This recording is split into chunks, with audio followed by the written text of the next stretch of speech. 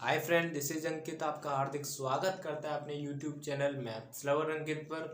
तो आज की इस वीडियो में हम इंटीग्रल को ही कंटिन्यू कर रहे हैं। हमने इंटीग्रल के ऊपर बेसिक वीडियो भी बनाई थी जो कि पहली थी, जिसमें हमने एग्जाम्पल नंबर 1 को कवर किया था। नाउ इस वीडियो में हम एग्जाम्पल नंबर 2 को कवर करेंगे। वैसे ही मैं आपको सारे फॉर्मूलेज जैसे जैसे क्वेश्चन आते जा रहे हैं वैसे वैसे मैं आपको फॉर्मूले बताता जा रहा हूँ। मैं एक साथ आपको फॉर्मूले नहीं दूंगा जिससे कि उनको आप रटना मत। जैसे जैसे आप क्वेश्चन प्रैक्टिस करोगे वैसे वैसे आपको फॉर्मूले अपने आप याद होते जाएंगे।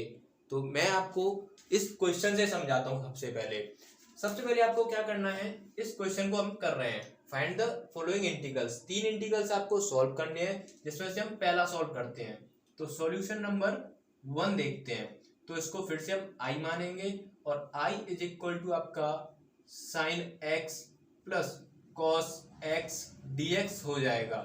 Now sine x plus cos x है तो हम इसको अलग अलग कर सकते हैं, sine x dx plus integration cos x dx। Now एक और फॉर्मूला यहाँ पर नया आता है।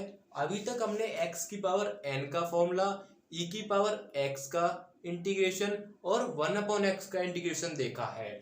नाउ साइन एक्स का जो इंटीग्रेशन होता है वो आज हम देखने वाले हैं।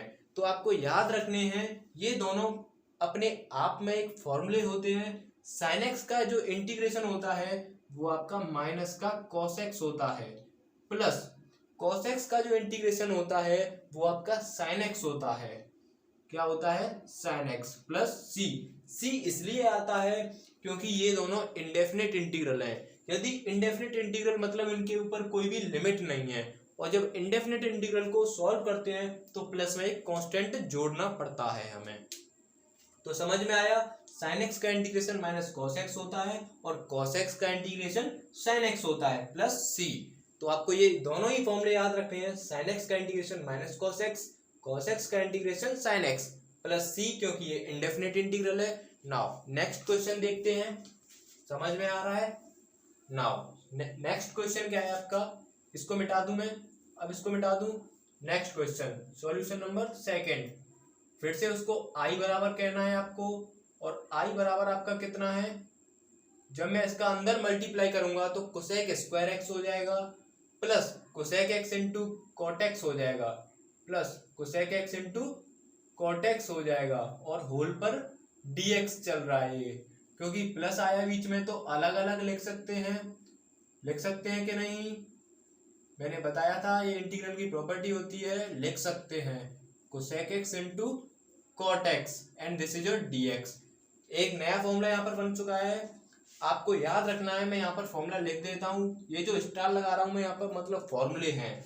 आज हमने पढ़ा कि साइन एक्स का जो इंटीग्रेशन होता है वो कितना होता है, माइनस का cos x plus c, and अभी हमने देखा था कॉस एक्स का इंटीग्रेशन क्या होता है, साइन एक्स प्लस सी। और अब हम देखने वाले हैं कोसेक स्क्वायर एक्स का इंटीग्रेशन क्या होता है। कोसेक स्क्वायर एक्स का इंटीग्रेशन क्या होता है, तो कोसेक स्क्वायर एक्स का जो इंटीग्रेशन होता है वो होता है आपका माइनस का कॉट एक्स प्लस सी। एक बार देख लेता हूँ, आपको दिख रहा है कि नहीं? दिख रहा है आपको। तो कोसेक स्क्वायर एक्स का देखो ऐसा समझ सकते हो, कॉट एक्स का डिफरेंशिएशन क्या होता था, माइनस कोसेक स्क्वायर एक्स। तो यहाँ पर जो भी वैल्यू आती है, देखो कॉस एक्स का डिफरेंशिएशन क्या होता था, माइनस का साइन एक्स, तो माइनस इधर लगा लूं या इधर लगा लूं, अंडरस्टूड है? साइन एक्स का डिफरेंशिएशन क्या होता था, कॉस एक्स। कॉट एक्स का डिफरेंशिएशन क्या होता था, माइनस कोसेक स्क्वायर एक्स। बन गया ना, याद हो गए ना? तो माइनस का कॉट एक्स प्लस, अब इसका जो ये किसका डिफरेंशिएशन होता है बस ये बता दो। तो इसका जो फॉर्मूला होता है वो भी आपको याद रखना है। तो यहाँ पर लिख लो integration of cosec x into cot x, ये होता है आपका किसका, ये होता है आपका कोसेक एक्स का, माइनस का कोसेक एक्स प्लस सी।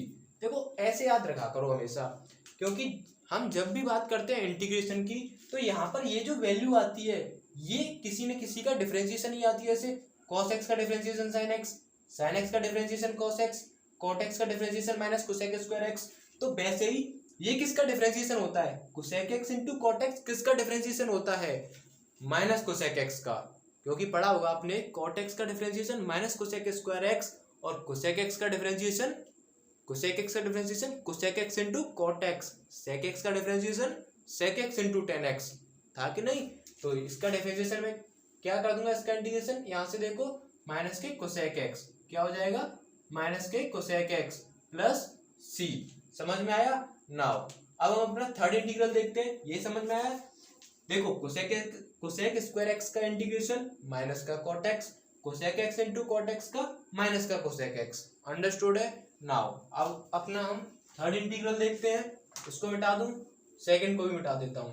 आपका लास्ट इंटीग्रल ये बचा है, आपका लास्ट इंटीग्रल क्या बचा, this is your last integral. I is equal to 1 upon cos square x minus के, कॉस स्क्वायर एक्स को मैंने 1 और साइन दोनों के नीचे लिख लिया, sine x upon cos square x, और ये आपका dx लिख लिया। अब देखो 1 अपॉन कॉस स्क्वायर एक्स क्या होता है आपका, सेक स्क्वायर एक्स होता है कि नहीं, minus sine x upon cos x क्या होता है आपका, टेन एक्स होता है कि नहीं, और 1 अपॉन कॉस एक्स बचा है एक, जिसको हमने सेक एक्स लिख लिया। नाउ अब एक बात बताइए मुझे, क्या इसको यदि मैं सेक स्क्वायर एक्स dx लिख दूं और इसको यदि मैं sec x into tan x dx लिख दूं, तो ये बताइए मुझे ये किसका डिफरेंशिएशन होता है, टेन एक्स का।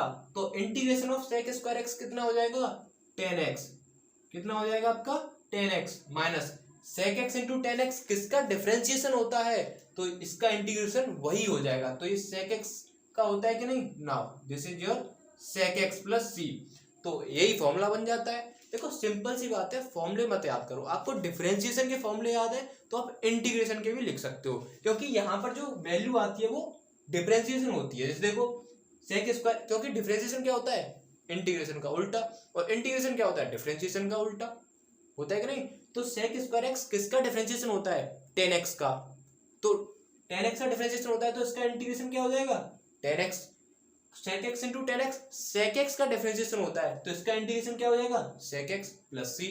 तो आई होप आपको ये वीडियो अच्छी लगी होगी, समझ में भी आई होगी। भाई ऐसे ही हमसे बने रहिए हमारे साथ, ऐसे ही आपको और नई नई वीडियो मिलती रहेंगी।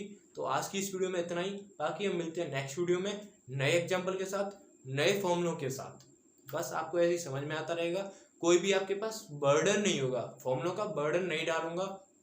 जैसे जैसे क्वेश्चन आएंगे वैसे वैसे फॉर्मूले बताते जाऊंगा, और आपको कोशिश करूंगा कि आपको फॉर्मूले कम से कम याद करने की जरूरत पड़े।